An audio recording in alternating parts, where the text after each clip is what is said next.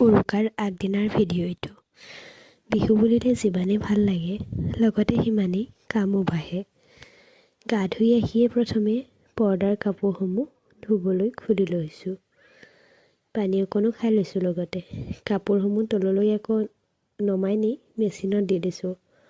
আকৌ খোৱা যোগাৰটো কৰি লৈছোঁ। লগতে যিমান ধৰে ওপৰলৈ পৰ্দাৰ কাপোৰসমূহ আনি মেলি দিছোঁ।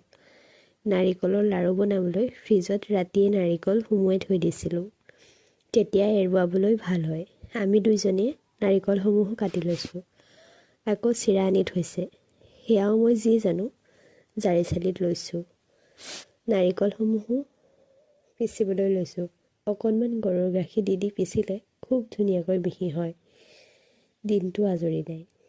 অকণমান জিৰণি লওঁতে মানুহজনে মেগী বনাই আনিছে, ভাল লাগি গৈছে। বাকী পিঠা বনা, লাড়ু বনোৱা ভিডিঅ' পাছত দিম।